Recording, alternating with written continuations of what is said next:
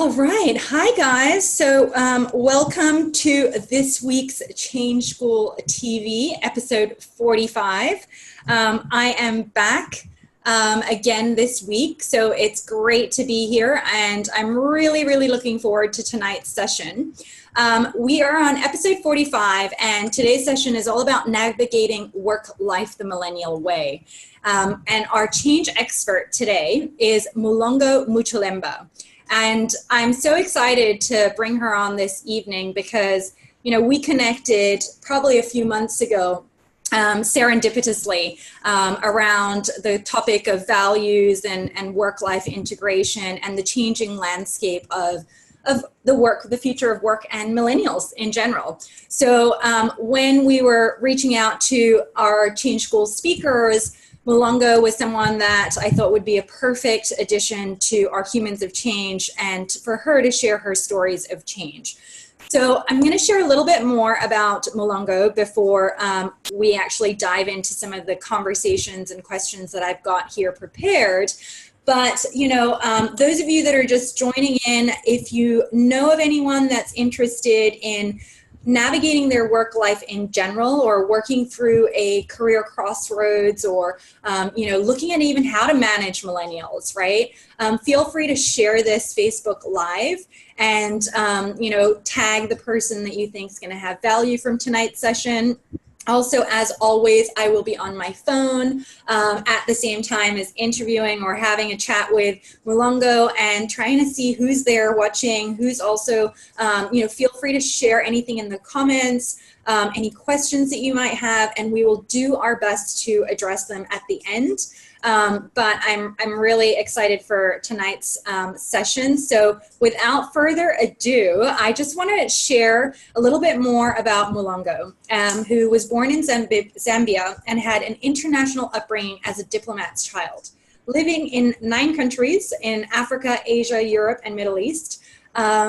Mulongo has an economics degree from the University of Zambia and a philosophy, politics, and economics degree from Oxford, amazing, where she was a Rhodes Scholar. She is also a chartered management accountant. Wow. Mulongo previously worked in oil and gas and then management consulting in London. She then joined an emerging markets bank and has worked in Zambia, South Africa, UAE, and currently in our hometown, the little red dot, Singapore. Outside of work, Mulongo enjoys debating politics, political issues, travel, photography, fashion, art, and promoting all things African. And she recently published her first book, The Millennial's Guide to Work, in June of this year, which we're going to hear a lot more about later today. And Mulongo is here with us in beautiful red Japanese kimono, which you can't see the whole shebang, but I had a little brief, you know, twirl of it before, and it's amazing. So, you know, Mulongo, I just want to say thanks so much for joining us. And, you know, our Monday Change School TV sessions are always a highlight for us and for Salonia and I. And I know Sol is watching from her creative sabbatical somewhere in Europe. And, you know, it's really a reset for everyone and just a little bit of inspiration because everyone gets the Monday blues, right? But Monday's the start of the week and there's so many amazing, exciting things that we can look forward to that have yet to happen. So this session is always something that we look forward to. And I would love to hear a little bit more about your background and your experience and just where you are in your career right now. Well, Grace, thanks a lot for having me tonight. I'm really excited. I've been watching you and Sol do these, and they are inspiring. So I'm happy to be part of that journey of the Change School. So I'll share a little bit about myself. So I was born in Zambia, as you said, and I consider myself a proud African, even though I spent half my life abroad. So in terms of career, when I was growing up, I wanted to become a private investigator. And I actually foiled a crime for the first time when I was 7 years old, and my family was living at a hotel in Zambia. And I saw somebody in the car park trying to break into a car, and I reported it to security, and they stopped it. And the owner was really happy and rewarded me with sweets, which as a 7-year-old is like a dream come true. So I gave up on that as I grew older, and I considered doing law. And I'm so glad I didn't, because I don't have that attention to detail that the law requires. And so I ended up reading economics, which is what both my parents had studied. So first in Zambia, as you said, and then at Oxford. So after I graduated from Oxford, I wanted to go to Stanford to read a PhD in political economy, because politics and economics are two of my passions. And I was going to teach, so I have this passion to teach.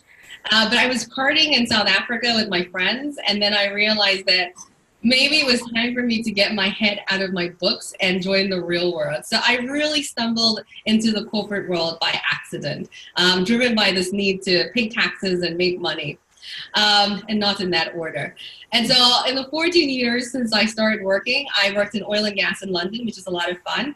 And then I worked in management consulting and now in banking, and I'm currently in Singapore. So that's my story. Fascinating. You know, it's so interesting. I don't know if some of our episodes, I think we'd shared, or even in our master classes, Sol and I both are children of diplomats as well. And we sort of, when we were growing up, we really connected on, I guess, cross-cultural international relations. But something when you shared about the private investigator is I dreamed of being a spy as well. Me too. Me too. I'm just not fit enough. I just thought I had this fantasy of what a spy would be like, right? And like a secret agent, which is why then obviously, you know, later I named my company Agent Grace, hoping that one day I would still be able to live out my dream. But it's such a interesting, you know, I guess, idea to want to be a private investigator, right? Yeah. And what do you think it really was that made you think about being a private investigator? So I have the curiosity of a cat, so I like to figure stuff out. So my friends, my two nicknames are Mamarazzi, because I always have my camera phone ready and I take pictures. And also they call me Agent One, because as soon as you say something, I'm on Google, I'm investigating. When I meet somebody, I immediately try to find out who this person is and paint a picture. So it's just that desire to know and learn things. I always say to my boyfriends that whoever I marry will have to go through a thorough Interpol check. So, and that really scares them, and that's why I'm still single. I love it. I love it. I mean, it's so true. I am such a Googler, stalker, investigator kind of person. My husband always goes, Grace, I need to do a bit of research, but you seem to find things better. So can you tell me? That's great. Oh yeah, we should definitely chit chat a lot more about our dreams of being a private investigator. Maybe we can start the first women's investigating club. I agree. I agree. It'll be a lot of fun. And, you know, I'd love to ask, I guess you've lived in so many different places and you've had quite a varied range of interests just with, you know, management consulting, now working in banking, right? They're quite varied in some ways, but, you know, what drives you and what gets you up in the morning? You know, everyone seems to sometimes have a range of interests and motivators and drivers, and it's always fascinating to hear someone else's. So could you just share a little bit more on that? So I'd say I have three main drivers, and the first is the thirst for knowledge. So it might seem really random that I've worked in three different sectors, but they all bring something to the table, which is part of my own personal grand design for the things about the world that I want to learn. So oil and gas was really for me about learning how to manage strategic assets and the geopolitics that surround that. I went into management consulting because I wanted to understand how to identify problems and to come up with solutions for them. And then banking is really about learning how to fund investments. It's about financing and understanding how companies make money. So all of this is part of my grand design, which is probably my second main driver, which is my long-term goal. So I've lived abroad for a long time, and I recognize that my long-term path will lead me back to Zambia, where I am expected from a personal and I think societal basis to contribute towards the development of my country. So someday I'm hoping I will be finance minister and help to try and resolve some of the mess that we're in. And so whenever I'm traveling, so living in Singapore now, which, you know, I'm always amazed by the story of Lee Kuan Yew when Singapore became independent 53 years ago and cried because he didn't know how he was going to manage his country. And I'm inspired by what Singapore has achieved today. And I got the same feeling when I lived in Dubai up until November last year. at what they have done from the desert. And I look at my country, Zambia, where we've got copper, we've got water, we've got fisheries, we've got land. And I look at what we've done, and we have not much to show for. So my little adventure, as I call my stint abroad, is really to learn as much as possible and ultimately take that home. So it has been a lot of thought has gone into the companies I've worked for. And I'll say the third driver is a sense of achievement. Like, I need to wake up every day and do something. And one of my old bosses used to say, you should leave every workday feeling that you earned your salary. And that drives me every day. And I say to young people, I'm not talking about doing something grand. It's as simple as make your bed. It's as simple as work out that morning. Because if you start your day already achieving the small things, can you imagine the big things that you can actually achieve? So I'd say those are the things that get me up in the morning. It's so true. Just on that point first, I guess, we're always looking at like, how do we make these big, huge changes, right? And that sometimes is really daunting, because I know from my own experience, when I was sort of at a turning point, it was like, okay, I have these big visions, but knowing how to get there is really hard. But just taking one small step, like you said, just being able to know that you've achieved something, right, as well. And those small steps all end up, making something bigger that we don't necessarily see. But like you said, on the back end, we're connecting dots, right? And it might not be something that we're able to see immediately, but all of these experiences, all of these opportunities, and how we sort of take our day-to-day life and look at things in the morning when we wake up will impact the way that the day shapes as well, right?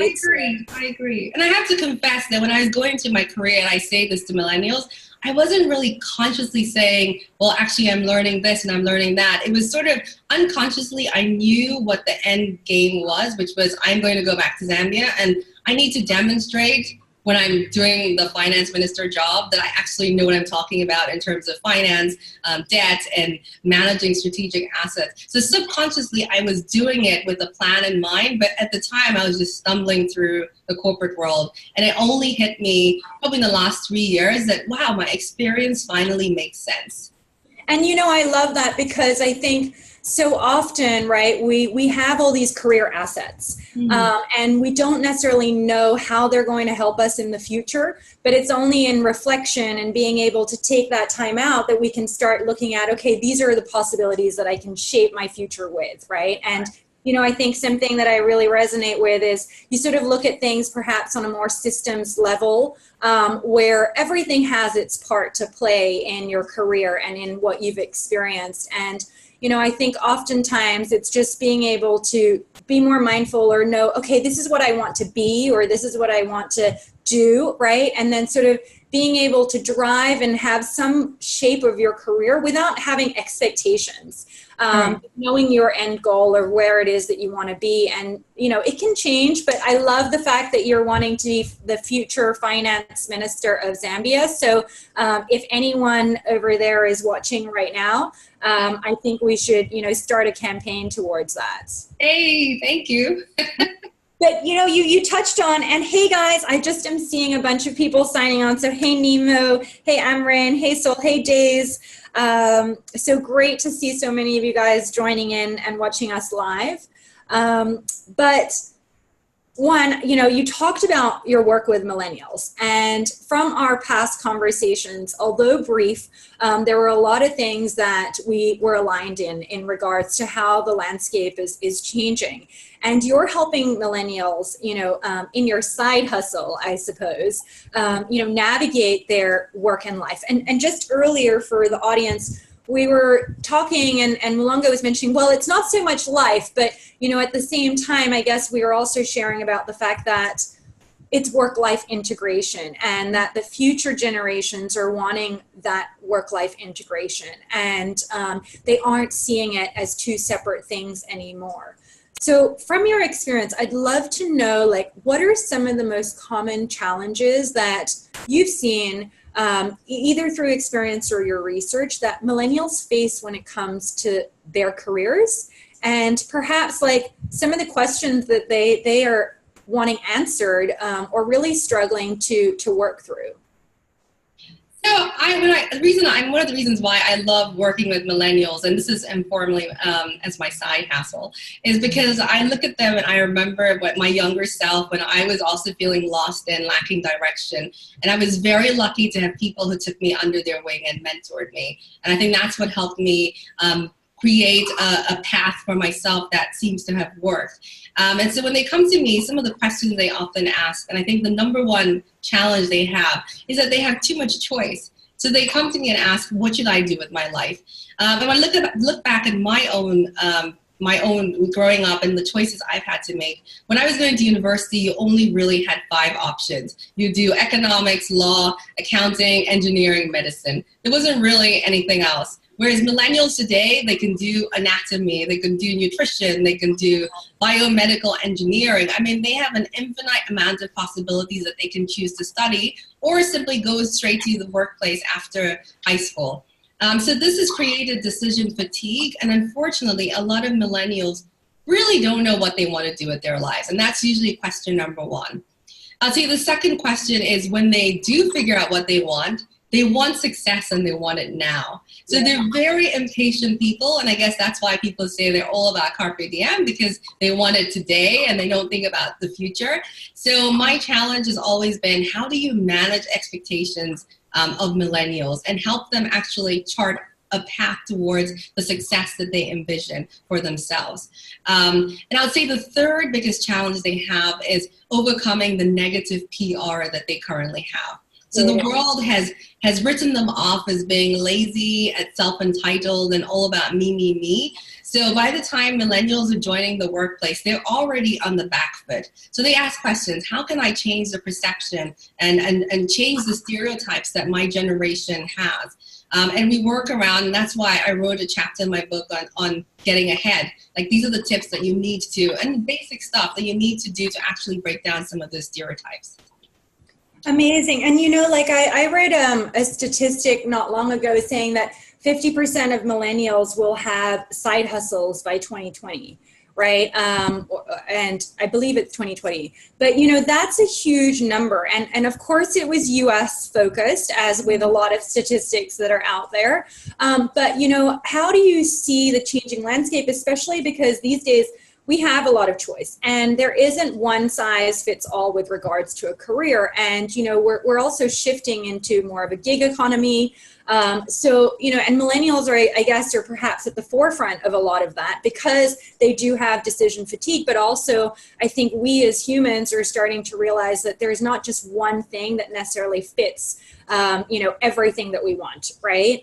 And there's always that big question about passion and purpose. So what do you think about, that statistic and just whether or not millennials are really going to have that one job or that one career and stick with it for 1 or 2 years, or whether they are going to have multiple things? I agree with you in terms of the gig economy. So when you look at baby boomers and Generation X's, we had a very monogamous relationship with our employer. So we worked for that employer and that employer alone. And when we wanted a side hustle, we would have to go through a lot of hoops just to make that happen.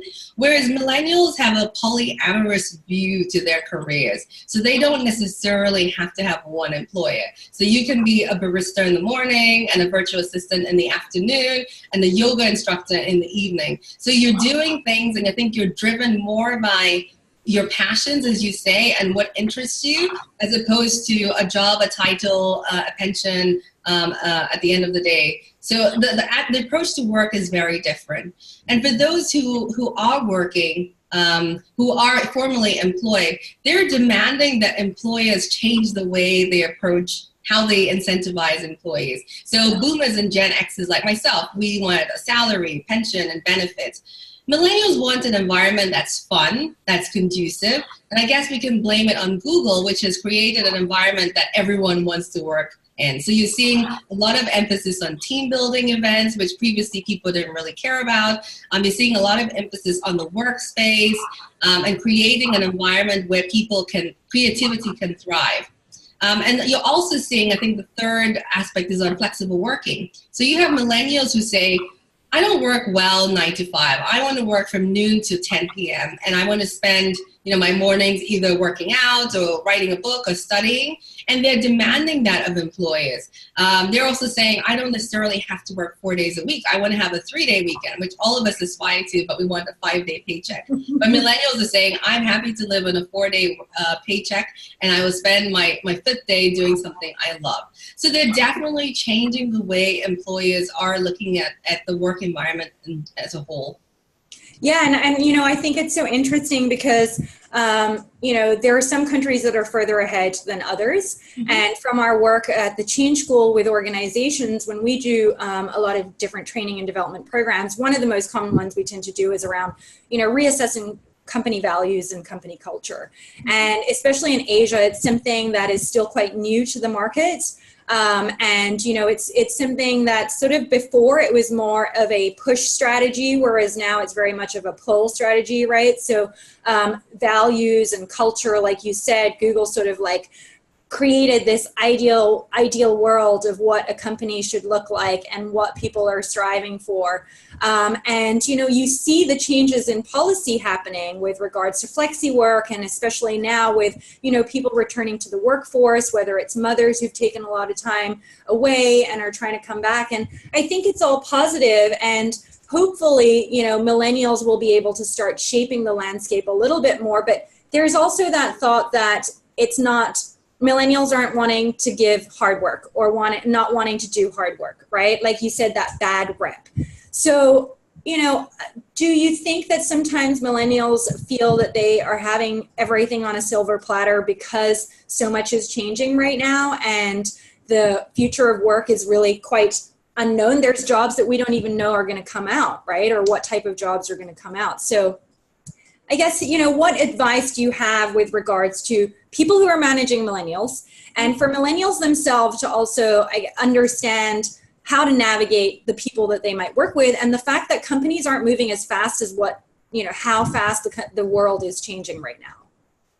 Yeah, I think one of the biggest challenges that employers have is that millennials have been raised to believe that they're leaders, and they grow up holding positions in school, at church, in their clubs. And so when they come into the workplace, it's a bit of a shock for them, and they arrive and realize that they're at the bottom of the food chain.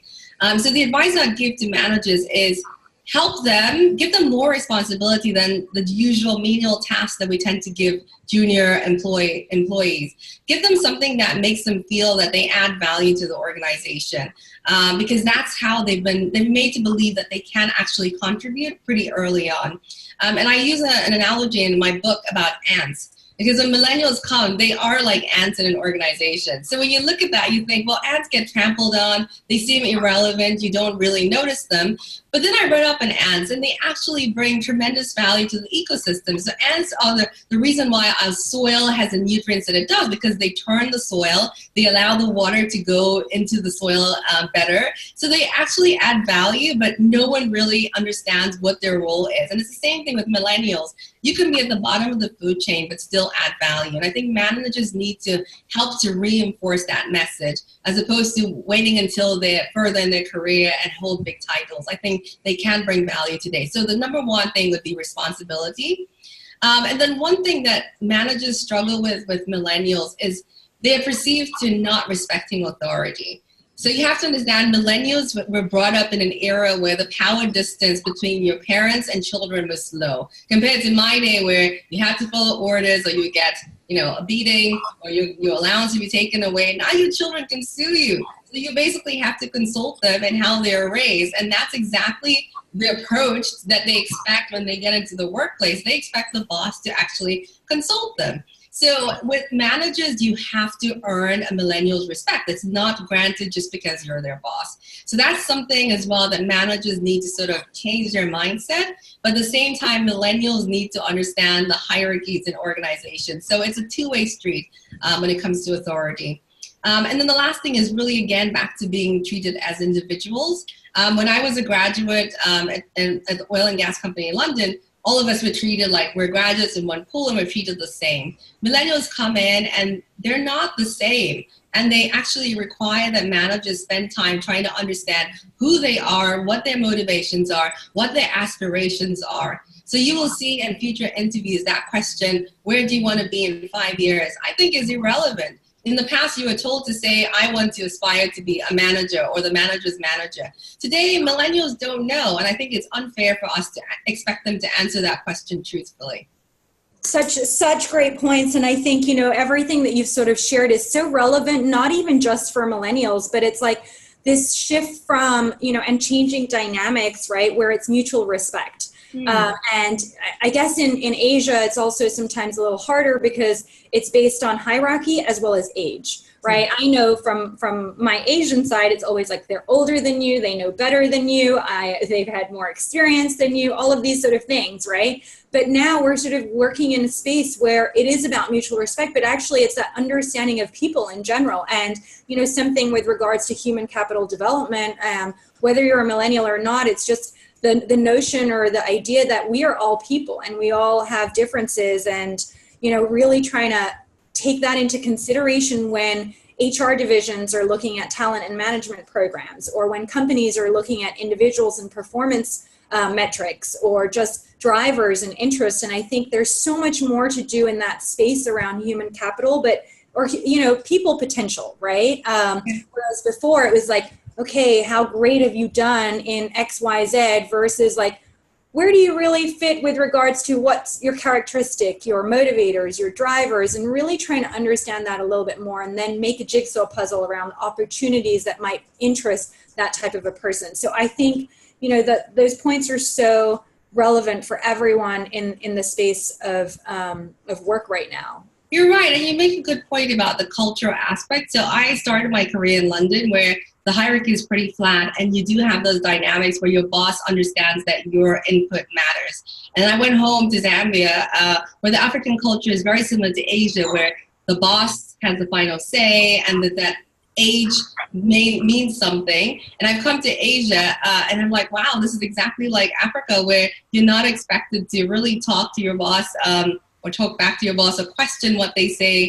So it's a very interesting dynamic. And I think my challenge has been, I've always had a Western upbringing, and in my family, I think our relatives always used to find it strange when they'd come to our house, because at the dining table, my parents, my siblings, and I would always debate politics or economics, and sometimes very heated. And in my culture, you never talk to your parents. Yeah. So I think I've been brought up in a flat structure and a very low power distance environment. So it's a struggle when I work in Asia, for example, where you have to be mindful of the cultural norms.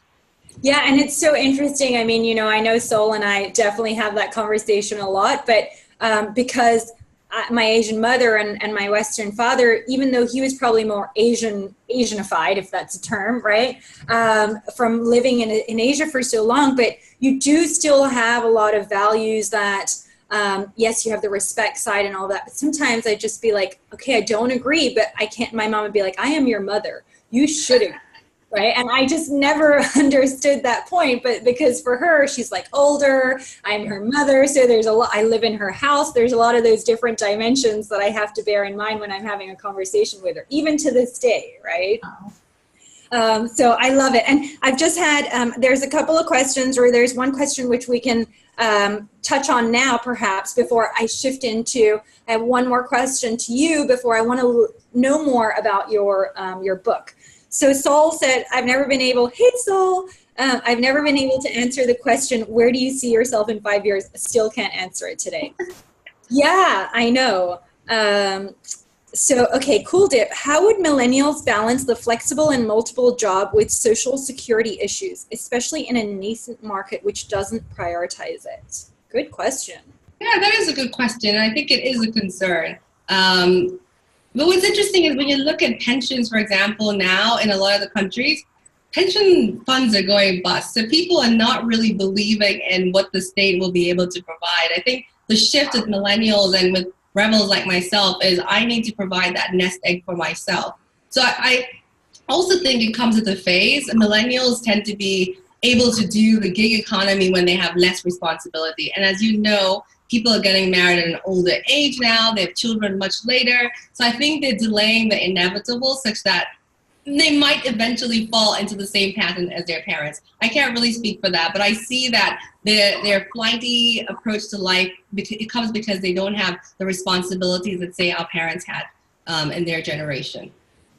Yeah, and I mean, I think on the one hand as well, right? There's changing dynamics of relationships too, right? So, men and women are both working and are, career, or there are women and men who are in relationships that are both career driven, right? Whereas in the past, it was very much the man would go to work, the woman would be at home taking care of things as well. So the world is changing, right? And I think that's something I always talk about, like how it's like tectonic plates right now, and the future of work is changing, or organizations are having to shift and people are having to shift, and we just don't know where they're going to fit right now. So there's a lot of shakeup, a lot of tremors right now, and it's just trying to hopefully find that space that aligns for the next however many years, right? But things are just moving so fast. Correct.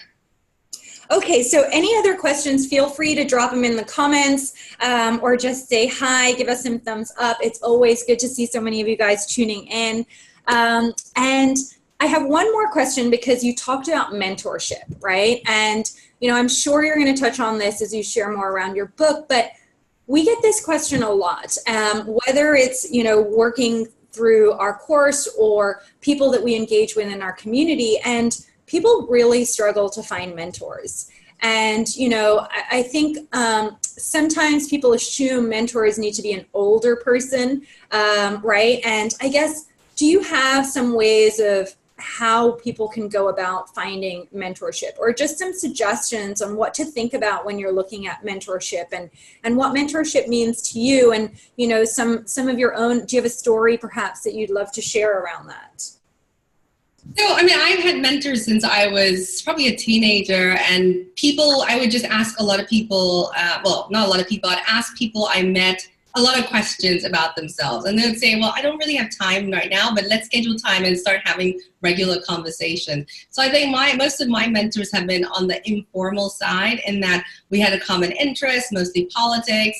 And I would meet them at a function or meet them at school and ask them if I can spend a bit more time understanding more about them and see how that can help me define who I want to be in future.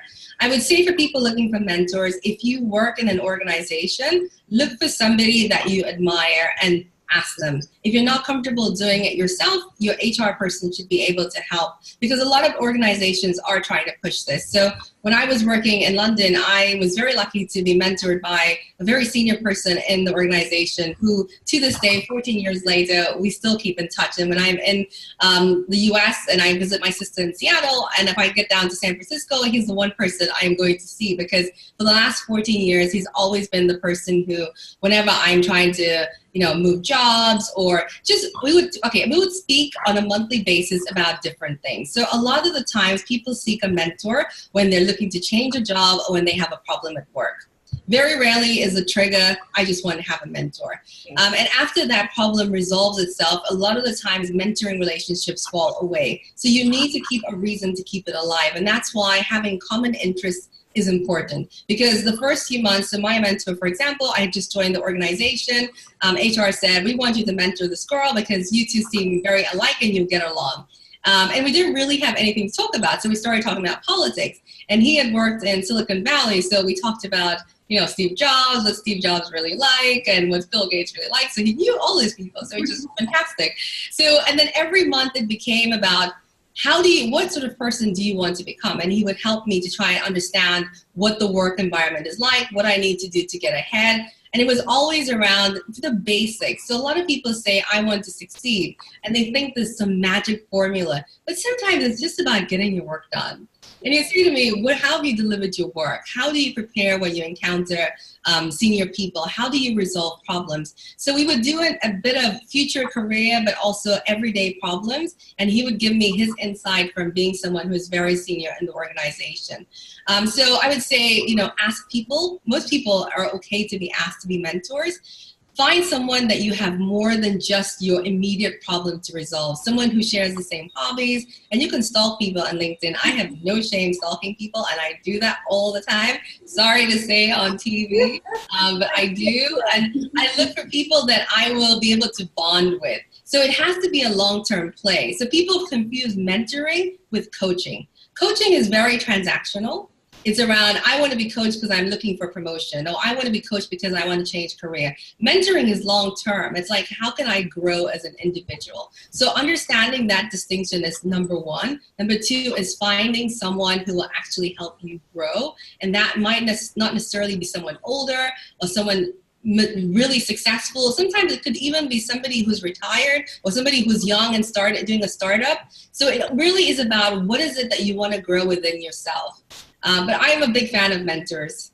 Yeah, and I think such great points, because it's one of the hardest things to find or just even navigate, right? Because oftentimes people can put such a formality around it, which I think is great to some extent. I've mentored certain people, and I have, I guess, different mentors for different things as well. And for me, it's also at different stages. I might have different people that I reach out to that I would probably say is like a wisdom council, right? That I could tap into. But of course, there's so many more things that I am connected to them around that it's not always just very one-dimensional. And I love, the mention around what's different between mentoring and coaching, because oftentimes that many people see it as one. And I think mentors can vary so much in what you get from them and how it's delivered, right?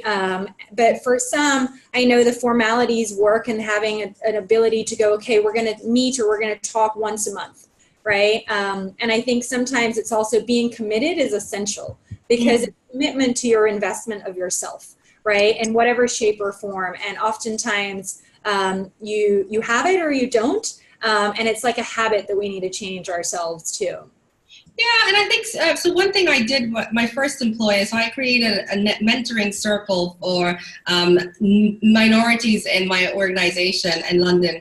And that's because some people are not comfortable having a one-on-one. So you can actually, that was in the formal sector, it was a formalized mentoring circle, but you can actually mentor with people, other people, if you're not comfortable going by yourself. So there are different options. And I think people just need to think widely about, why do you need a mentor, number one? And then what is it that mentor will bring to the table? Definitely. The why is essential, right?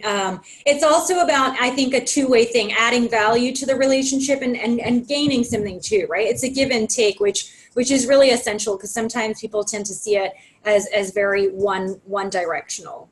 That's so true. So my mentor, I asked him once, I said, what is in it this for you? Is it just because you're ticking a box and you were assigned a mentee? And he goes, no, I get a perspective of what the organization looks like from people lower down ranks, because a lot of the senior people are only told what they want to hear. And a lot of the times they don't actually understand how things land on the ground. And I would give him that honest, refreshing perspective, because he was my mentor, not my manager. And so it is a two-way street, and they also learn about themselves. So sometimes they have blind spots that people will not be able to share with them, but because you have a different kind of relationship, you actually add value by saying to them, hey, you might want to think about how you approach this. Love it. Yeah. And it's so essential. Like you said, it's not just about succeeding, but it's about, building relationships as well within an organization and for yourself, not just now where you are, but for the future you, right? Okay. So we want to get down to the juicy part as well, which is, I heard about your book when I first met you, and I'm really keen to get a copy myself. So you published your first book called The Millennial's Guide to Work. So first of all, for those of you that are here listening live or tuning in a little bit later, I'm going to let Mulonga share more, but it's a mentoring guide to support millennials as they navigate the workplace and manage their careers. So I have a couple questions around your book, and then I'm going to let you take the floor. But, I'd love to know, one, what does Guido mean, right? And two is, what was your impetus for starting this? And, do tell us more about this book. Okay, so when I was thinking of what to call my book, it had to be The Millennial Something, but I wanted to come up with something that was unique. And growing up, I lived in Japan, so I remember that when we're learning the language, there were a lot of Japanese words that sounded very much like their English equivalent. So for example, steak is steiki, and computer is computer. So I knew that I would find a word that sounded like guide, and I found Guido. And so I use that in my title. And for those who you probably can't see me, I'm wearing like a kimono. So this is my Millennials Guido Guru outfit that I wear when I do my Millennials Guido videos. But that's in homage of Japan, which is a country I love. And so that's where the title came from. And I saw myself as being a guide for millennials, first in the workplace, and then eventually I want to do books on life and love and religion as well, which is something I think millennials need a little bit in their life. But yeah, so the reason I wrote this book is last year I was, I turned 40 last year, and I was thinking about my career. And I was really disappointed with where I was, because I'm middle management, and I was thinking of all the amazing things that I thought I would be doing at the age of 40. And so I started thinking about my career and some of the mistakes I made and some of the things that I think I should have done. So it was months of agonizing about the subjects I studied at school, the companies I worked for. I beat myself up and said, maybe I should have done that PhD at Stanford and become an academic. And then I realized that actually what I really liked doing was writing. And I missed writing. So I started writing when I was a teenager, and I've written, like half a dozen books, usually love stories and some detective stories that I want to finish now. And I realized that actually I wanted to write. And I also like mentoring. So I remember that all these people had invested in me, and I wanted to marry the two, my love for writing and my love for mentoring, and come up with a book that helps young people to actually help them understand how to manage their career. And that was really the motivation for writing the book. And so the book is just, it's a reflection of myself. It's giving them advice based on my own experiences and some of my mistakes, and just to help them with things such as figuring out who they are, because I don't think we spend enough time understanding ourselves.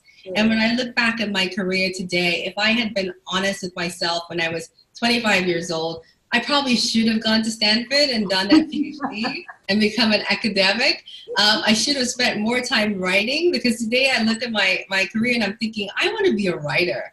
I want to be J.K. Rowling, but man, my book is not selling. I don't know how I'm going to make that work, but we'll see. So, I mean, the motivation for that was really about giving advice, sharing my mistakes. And I cover a wide range of subjects. So who am I is the beginning, and it's about values, it's about your personality. I talk about what should I be, because as I said before, millennials have loads of opportunity to do or become whoever they want. So I talk about millennials today who are leading the way. So in tech, you've got Mark Zuckerberg, of course. And I actually even talk about controversial people. So in the field of medicine, I mentioned Elizabeth Holmes, because a few years ago, everybody was talking about her, and she was the person everyone wanted to be, and she went downhill very quickly. But I recognize that she shook up the medical field, and I believe somebody who is more ethical will come in and, pick up from where she left off. So I give examples of millennials who are doing amazing things, but then I go back and I say, if we're being realistic, and this is back to the question we got about Social Security and the gig economy, millennials' chances will go back to the traditional jobs when their life circumstances change. So I talk about principles that guide you when looking at what career you should do. And then I go into a lot of other different topics like mental strength. I don't think we spend enough time talking about that. And tips for how you get ahead and managing politics. So it was really a reflection of, these are the things that I think have held me back. And these are the things that I see millennials as struggling with, and how can I actually share this knowledge with them? Fascinating. It's so exciting to hear. And I didn't know about, you kept that sort of hidden in our conversation, is your love for writing. And, I can see your private investigator coming out with regards to your spy book. So hopefully that's going to be the future as well. I probably need to do a series. I did the Marvel's movie 10-year exhibition yesterday, and I left thinking, I need to create a superhero to inspire millennials, because writing a book on work is a bit too serious. So don't be surprised if I have a superhero character coming out next year. That's awesome. And you're just getting started, right? I mean, it's kind of like getting your creative juices back, getting your writing brain back. And I mean, writing a book is such a big, it's a big task, right? And how long did it take you, and how did you find a publisher? So it took a long time because I was juggling two jobs. I was moving countries and continents, so I was working two jobs, a Dubai job and Singapore job. But I started writing it in May, and I wrote probably from May up until September, and then took a couple of months break, and then I picked it up again in February to May this year, and I published it in June. So I self-published because I wanted creative control of my book. But I'll say to anybody who's looking to publish that it's not easy. So I thought writing was the hard bit. And so when I started publishing it, I went to Amazon, I signed up, and that was fine. But when you're self-publishing, you're your own editor. So I hired a company to edit for me. I had to do the formatting, and there were so many mistakes that it took 6 runs for us to actually get it right.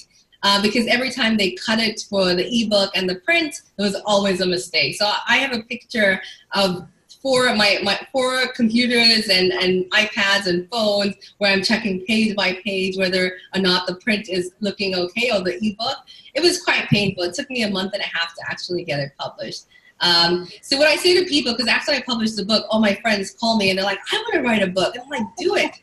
But you actually have to make a commitment to write. So I say to people, if you can carve out an hour or 2 on Saturdays and Sundays and just say, I will spend this time writing, then do it. Because you will never write after you come home from work and you're tired and you're frustrated, or if you have kids and you need to spend time with family, it's really hard. So you have to commit to writing. And that's something I'm doing now for my next book. When I start writing my next book, is I need to carve out time at the weekends to write. I'm just absolutely blown away, honestly, with like your drive, your passion, like all the things that you've done, but more so like the things that you're looking at creating and adding to your portfolio moving forward. So your finance minister is going to be really busy writing a bunch of books as well. So I'm really just in awe with everything that you have shared, and I really hope that the Guido, the Millennials Guido to Work, goes amazingly. I know it's recently launched, not so long ago, so we are going to share the link after in our comments, and we'll also share more, of course, in our newsletter for those of you who are subscribed to our newsletter. And what better way, right, than from firsthand experience and what you wish that you had done as well, and looking back and reflecting. And I think some really crucial points that you addressed in there. And I think just in general, everything we've talked about, it's really been about, taking that time to understand who you are and really looking back and taking that time to reflect and see what gives you meaning and what gives you a sense of passion or purpose. As well as, really being mindful of the actions that you take, big or small. True. And one thing I say in the prologue, which I think keeps me going, is my favorite quote is by George Eliot, which talks about it's never too late to be the person that you were meant to be. And I always think of some of the greatest people in history who have found their passion in life much later. So, St. Paul, for example, was not a Christian until he was in his late 30s. And look at him now. We remember him as St. Paul Basilica in Rome. And there are a lot of other people. John Hamm, for example, the actor, he only made it when he started doing Mad Men in his 40s, and he was about to give up.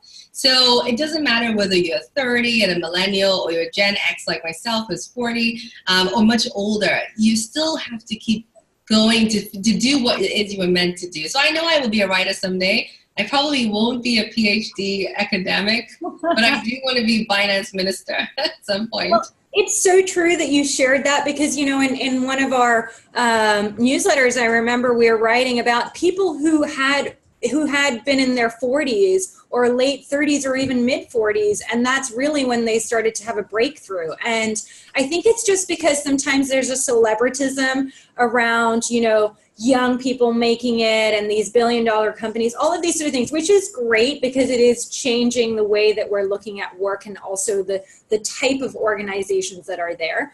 But it's true. And, I think for so many, 40 is a huge, pivotal moment. 35 for others, right? 30 for others. And it's at each of these moments that we sort of, I guess, get a little bit more clarity around who we are, what we want to be.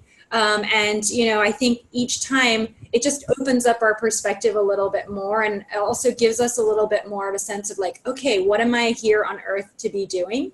And it's not so much about succeeding to be X, it's really about what is it that you want to be, and how do you want to get, give it back to the world, I guess, right? I agree. And I have one chapter 6, which is about getting ahead. And the number one tip I give people is stay in your own lane, because everyone has a different path.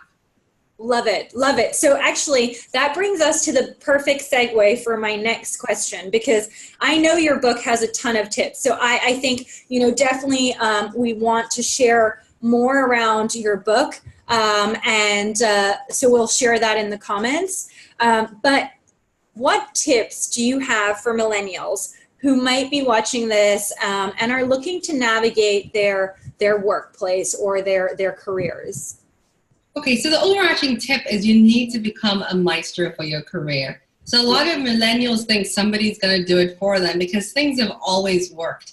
I think millennials came in the era where you had schools were there, you had universities were there, your parents helped shape some of your thinking and your paths. So when they come into the workplace, they sort of expect other people to do the work for them. And a lot of companies, you have to manage your own career. So I say become a maestro for yourself. And in terms of the tips, I said stay in your own lane. That's really important because psychologically, it makes sure that when you're competing, you have a dose of reality and that you are an individual and you might want to do things differently. And so it helps to keep you mentally strong as well. I also say to them, have the right attitude. So you need to deliver your work. So it goes back to my points earlier about millennials want success, they want it now, but they're not focused on how they will actually achieve success. So you need to have the right attitude. And that attitude comes from, working hard, striving for excellence, being adaptable, because they come into the workplace, they have certain expectations, but the world is not, it's not linear. Things always happen. It's about even things like how you actually brand yourself. So I say to them in the workplace, girls wear these, in corporate world, for example, very short skirts, and guys come to work in these shirts that have not been ironed. And I'm like, it's all about your branding. What are you saying to your superiors if you come to work not dressed the part? And lucky you if you work in the tech industry and you can have pink hair and a nose ring, like good on you. But if you're working in the corporate world, that just doesn't work. So you need to make sure your branding aligns to the organization you work for. And you need to have visibility as well. So millennials need to take credit for some of the work that they actually do, and to do that in a respectful way. So I always say to them, a lot of the time when you go to a meeting with a senior leader and you're the junior person, you're expected to take notes. You're not really expected to contribute. But where you contribute, that makes has an impact is, for example, numbers. Senior people don't really know their numbers. So you can always chip in and say, well, actually, we sold, 20% of our sales in August. And people will say, oh, that person actually has facts to hand. So you need to figure out how you can actually add value. And I also say to them to stay positive as another tip. So tip number 3 would be about being positive, because life is full of surprises. And you always have curveballs. So you need to learn to stay positive. And another tip I'd say as well is about networking. So it always goes back to networking. But my definition of networking is not just about knowing the senior person and about somebody who will get me my next job. For me, networking is about knowing the person who will get me to do my work, deliver my work today. It's about knowing my peers in the organization. So a lot of the times when I have a problem, I pick up the phone and I call someone who knows someone who knows someone. It's not about my next job, it's about today. So it's about changing your mindset from the future to now and building your networks across, all the different verticals, junior, senior. I say to people, I love personal assistants. I know a lot of people see PAs as junior. I don't need to talk to them. I talk to PAs, the cleaner. I always say hello. I know their names. And why? You need to have high friends in low places because, you just never know. And I learned that from my dad, who every time he goes to a political event, he's not trying to schmooze with ministers, but he's talking to drivers and the bodyguards. And guess what? They know everything in an organization. So I always say know the right people, but that's across all levels of the organization.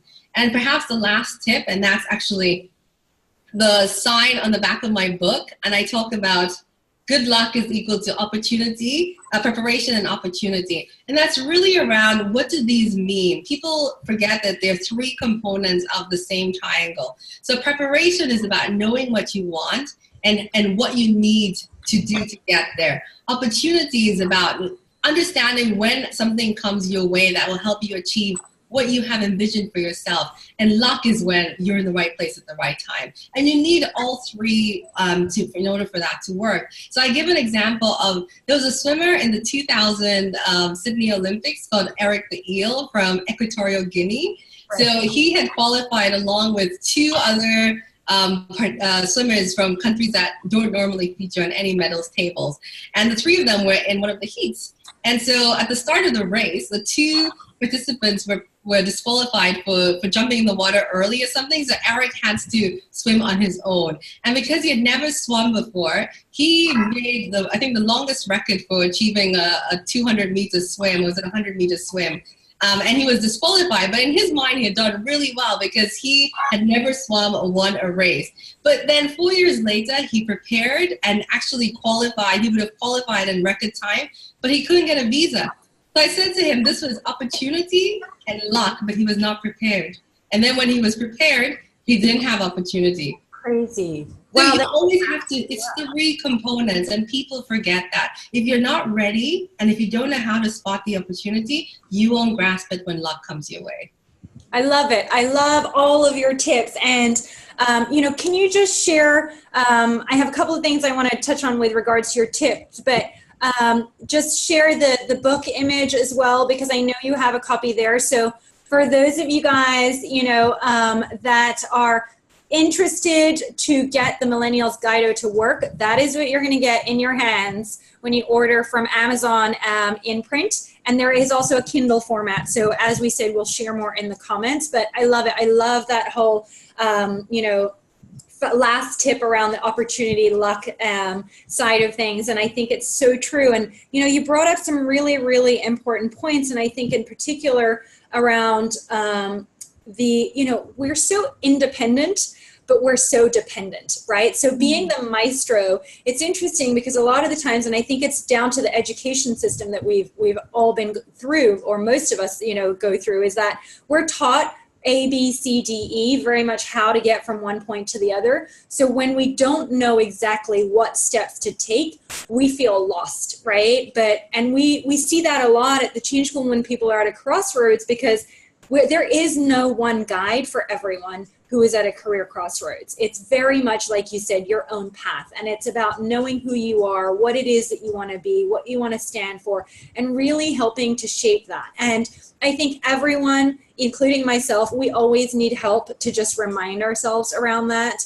And the other is, of course, the mindset. I think with everything, mindset is so essential, and that whole positive thinking side of things. I mean, it's over talked about these days, but I think that for me recently, I know I've really shifted my mindset again, and just the power of it. And I got caught up for a few years, busy taking care of a child. But after that, it was like really trying to reshift my mindset into that positive thinking. And, what you vibrate out into the world that you want to have or that you want to be will happen, right? And then lastly, I think, on the networks and the relationships, I think some of the points you've shared are so important there, because it's not so much about a transaction, right? It's about building those relationships. And I think everything from tonight's session has also really highlighted the point of being connected to people, right? And no matter what their status is or where they sit in an organization. And I think that's something that really resonated with me, because as a diplomat's child, and for you probably, right? Like for me, it was very much, that's what diplomats do really. Some of the best diplomats do really well, And I think for me, it was always that thing. I remember walking down the street and my dad would speak to like the Becak driver.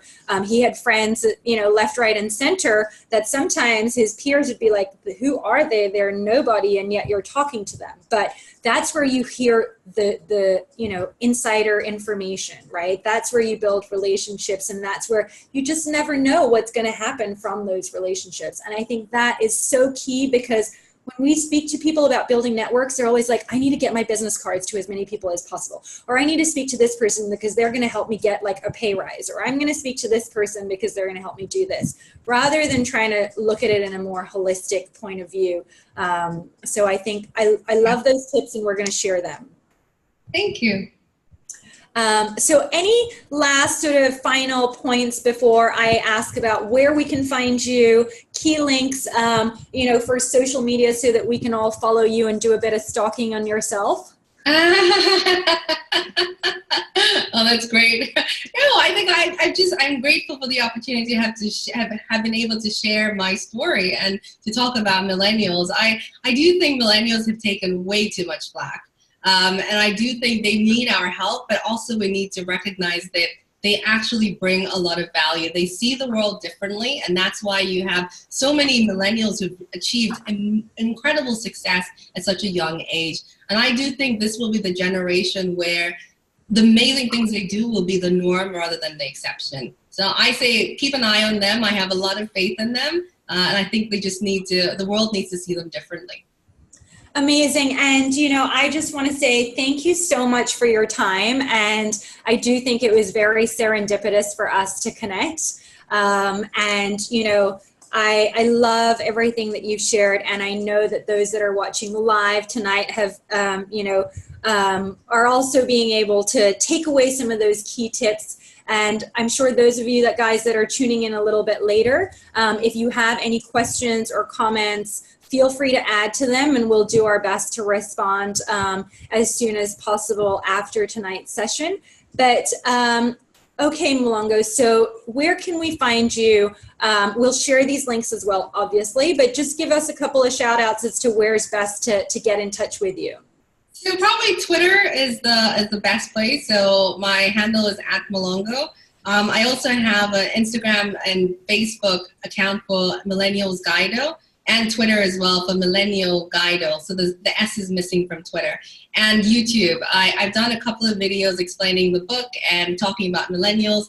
I haven't done it in 4 weeks, but I'm going to start again because some of my mentees are asking me about horrible bosses, which is something I cover in the book. So that's going to be episode 3. Love it, love it. Okay, so we're going to share all of those, including the link to your book, as well as in our newsletter next week. Sorry, this week. Gosh, I'm getting ahead of ourselves here. And yeah, I just, you know, again, before I head off and say good night to all of you guys, just want to let you know that you can watch this replay either on our Facebook page, or it will also be up on our YouTube channel at youtube.com/The Change School. And for those of you that are at a career crossroads and looking to level up or navigate your next direction, join us. We have our signature online course happening again. It's with group coaching, and you can head on to bit.ly/bold career. But, you know, before we go, just another big thank you, Mulongo, to everything that you've shared. And feel free to, you know, connect with all of the people on our comments who've watched us live tonight. And thank you so, so, so much for your time this Monday evening. Well, thanks for having me. It was so much fun. And we definitely need to catch up over coffee about that SPY/PI company. Definitely, definitely. We can catch up over wine or beer, perhaps, too. That's probably better. All right. Well, have a great evening, everyone. And we'll see you guys next week for some more Monday Mojo and resets. Thanks for watching. Bye. Bye.